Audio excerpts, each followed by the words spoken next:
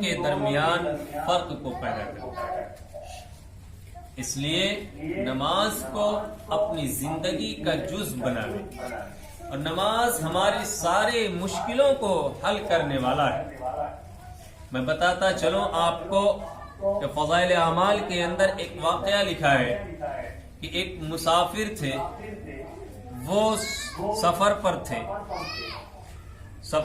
تھے اور ان کے ساتھ کچھ ساز و سامان بھی تھا۔ وہ جا رہے تھے، راستے کے اندر ایک شخص سے ملاقات ہوئی اور وہ اس نے اس سے کہا کہ مجھے بھی اپنے ساتھ لے چلو، راستہ تنگ ہے اور مجھے جانا دور ہے۔ انہوں نے کہا ٹھیک ہے، کوئی بات نہیں، آپ ہمارے ساتھ بیٹھ جائیے، میں آپ کو پہنچا دوں گا جہاں تک مجھے جانا ہوگا۔ وہ صاحب اس کے ساتھ بیٹھ گئے۔ اب یہ مسافر ان کو لے کر کچھ دور چلا تو آگے چل کر دو راستے ملے، ایک سیدھا راستہ تھا اور ایک جنگل کی طرف جانے والا راستہ۔ تو وہ جو اجنبی دوسرا شخص تھا اس نے کہا کہ بھائی مجھے جلدی ہے اور یہ راستہ جو جنگل سے ہو کر جاتا ہے یہ شارٹ راستہ ہے اور بہت جلد ہم اپنی منزل تک پہنچ جائیں گے۔ انہوں نے کہا نہیں بھائی، مجھے تو اس کا علم نہیں ہے، میں تو اسی راستے سے آتا جاتا ہوں اور کوئی راستہ میں جانتا نہیں۔ بولے نہیں، یہ راستہ آسان ہے، یہ راستہ آسان ہے اور نزدیک ہے، اسے ہم جلدی پہنچ جائیں گے۔ اس نے اصرار کیا تو کہا چلو ٹھیک ہے، کوئی بات نہیں، آپ جب اس راستے سے واقف ہیں تو ہم آپ کے ساتھ چلتے ہیں۔ اب وہ دونوں چلے، جب جنگل کے اندر پہنچا تو وہ شخص جس نے روک لیا تھا اور جس نے راستہ بتایا تھا جنگل کی طرف، یقیناً وہ ایک ڈاکو تھا۔ وہ فوراً اس کے گاڑی سے اتر کر اس کے گریبان پر تلوار رکھ دی اور کہا جو کچھ تیرے پاس ہے تو مجھے دے دے۔ اس نے کہا بھائی ٹھیک ہے، جو ہے تم لے لو لیکن مجھے جانے دو۔ اس نے کہا نہیں، میں مال بھی لوں گا اور تمہاری جان بھی لوں گا۔ تو اس بندے نے کہا ٹھیک ہے، اگر آپ جان لینا چاہتے ہیں تو میری جان لے لینا، لیکن مجھے 2 رکعت کے نفل پڑھ لینے دیں، پھر آپ میری جان لے لینا۔ اس نے کہا ٹھیک ہے۔ جتنے لوگ آئے تھے سب نے یہی کہا تھا کہ مجھے نماز پڑھ لے دو، اور دیکھو سب کا کیا حال ہوا، جنگل کے اندر ہڈیاں بکھری پڑی تھی۔ اب وہ بندہ 2 رکعت نماز پڑھنے لگا۔ نماز پڑھنے کے بعد اللہ سے دعا کیا، اچانک ایک فرشتہ نمودار ہوا اور اس ڈاکو کو قتل کیا اور چلا۔ وہ جب پیچھے مڑ کر دیکھا تو ڈاکو پڑا ہوا ہے، تو پتہ چلا اس سے کہ نماز کے اندر وہ طاقت ہے، وہ قوت ہے۔ اسی وجہ سے صحابہ کرام رضوان اللہ تعالی علیہم اجمعین نے یہ بات کہی کہ جب حضور صلی اللہ علیہ وسلم نماز کا تحفہ لے کر آئے تھے تو انہوں نے کہا تھا کہ اللہ سے براہ راست مانگنے کا ایک ذریعہ مل گیا، اور اسی وجہ سے اللہ نے یہ کہا ہے وَاسْتَعِينُوا بِالصَّبْرِ وَالصَّلَاةِ، کہ نماز کے ذریعے سے اللہ کی مدد طلب کیا کرو۔ آج جو ہمارے گھروں کے اندر، ہمارے محلے اور پڑوس کے اندر جو خرافات ہیں، جو فسادات پھیلے ہوئے ہیں، اس کے سب سے بڑی وجہ یہ ہے کہ ہمارے اندر دینداری نہیں۔ پورے کا پورا گھر بے دینی کے ماحول سے گزر رہا ہے۔ ایک بچہ، نہ بوڑھا نہ جوان اس گھر کے اندر اللہ کے سامنے سجدہ کرنے والا نہیں ملتا۔ یہ وجہ ہے کہ پورا معاشرہ تباہی کے دہانے پر ہے، جبکہ ہونا تو یہ چاہیے کہ اللہ کے احکام جو ہم پر فرض ہے اس سے مکمل طور سے اس کی ادائیگی کی جائے۔ اور سنو میری بہنیں، یہ نماز چھوڑنے والے اتنے بڑے نحوس ہوتے ہیں، اتنے بڑے منحوس ہوتے ہیں کہ حضرت عمر فاروق رضی اللہ تعالی عنہ کے دور میں ایک واقعہ پیش آیا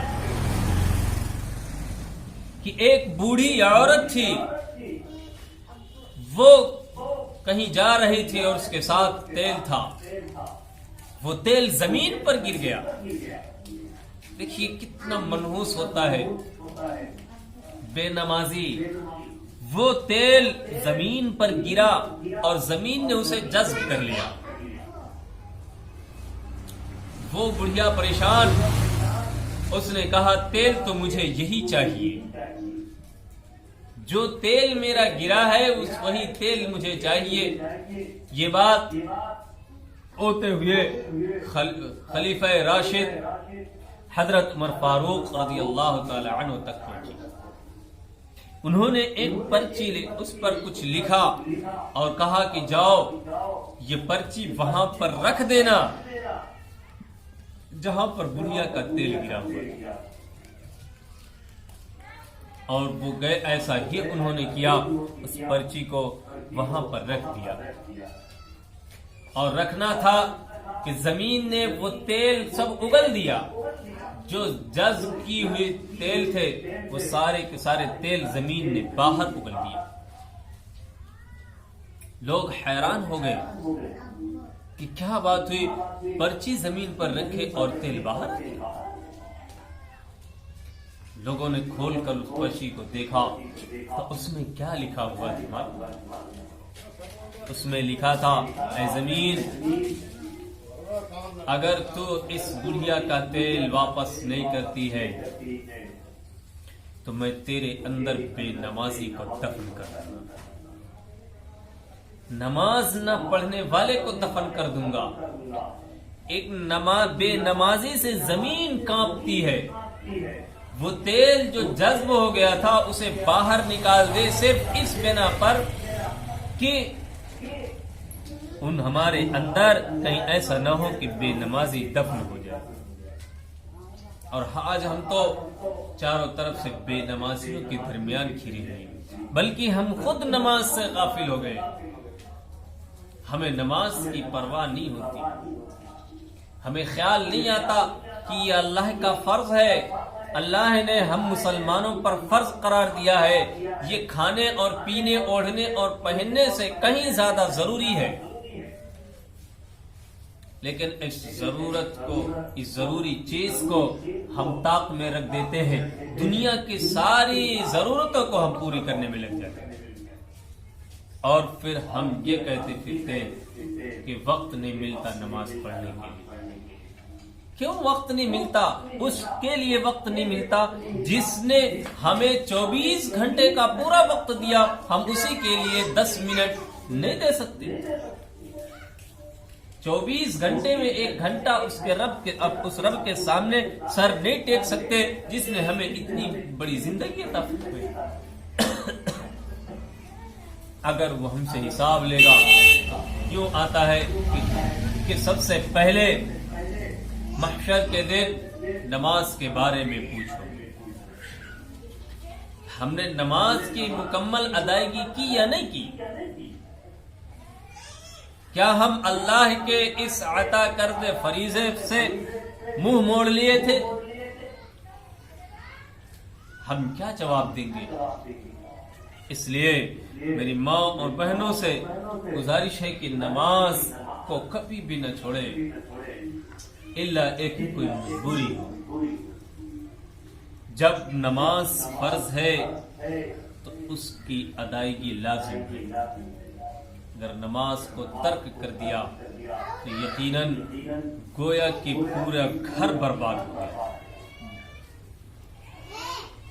اس نماز کے تعلق سے نبی کریم صلی اللہ علیہ وسلم نے فرمایا کہ جس نے 2 وقت کی نماز، جو سرد نماز کہی جاتی ہے، پڑھی، وہ جنت میں داخل ہو جائے گا۔ من صلی البردین دخل الجنہ۔ 2 وقت کی نماز یہ بہت اہم اور خاص وقت ہے، اس میں انسان عام طور پر غافل ہوتا ہے۔ اس کے بارے میں کہا گیا ہے کہ یہ عصر کی ایک نماز ہے۔ یہ عصر عام طور پر لوگ کاروبار میں مشغول ہوتے ہیں، مرد چوراہوں پر ہوتے ہیں، عورتیں کھانا پکانے میں مشغول ہو جاتی ہے، جس کے بنا پر عام طور پر عصر کی نماز چھوٹ جاتی ہے، لہو لعب میں گزر جاتی ہے۔ اور دوسرے کے بارے میں کہا گیا جو فجر کی نماز ہے کہ آدمی میٹھی نیند سوتا ہے، جبکہ یہی دو نمازیں سب سے اہم ہے۔ 5 وقت کی نمازیں تو فرض ہیں، لیکن ان دو کے بارے میں زیادہ تاکید کی گئی کہ انسان ان دونوں میں زیادہ غافل ہوتا ہے، اس وجہ سے کہا من صلی البردین دخل الجنہ، جنہوں نے ان ظاہر سی بات ہے کہ یہ سب سے اہم نمازیں ہیں، اگر ان دو نمازوں کی انسان پابندی کر لے گا تو باقی 3 وقت کی نماز کی پابندی کا کوئی مسئلہ نہیں رہ جاتا، کیونکہ سب سے اہم ہے۔ انسان عشاء کے بعد ہی عام طور پر سوتا ہے اور فجر میں اٹھنا اس کے لیے مشکل ہوتا ہے، اگر وہ فجر کی نماز کی ادائیگی کر لے تو ظہر اس کے لیے پڑھنا آسان ہوتا ہے، اور جب عصر کی ادائیگی کر لے گا تو مغرب اور عشاء اس کے لیے کوئی مشکل کام نہیں رہتا، کیونکہ یہ دونوں وقت انسان پر بہت گراں گزرتے ہیں کہ گرم گرم بستر کو چھوڑ کر اللہ کے سامنے سجدہ ریز ہونا، ٹھنڈے ٹھنڈے پانی سے وضو کرنا بہت مشکل معلوم ہوتا ہے، اور کاروبار میں لگ کر عصر کے وقت گراہک کو چھوڑ کر، کام کو چھوڑ کر، دنیا کے سارے جھمیلوں کو چھوڑ کر اللہ کے دربار میں حاضر ہونا، یہ بھی بہت گراں گزرتا ہے۔ اس وجہ سے کہا گیا کہ ان دو نمازوں کی جس نے گویا کہ پابندی کر لی وہ 5 وقت کی نماز کو پابندی بآسانی کر لے گا۔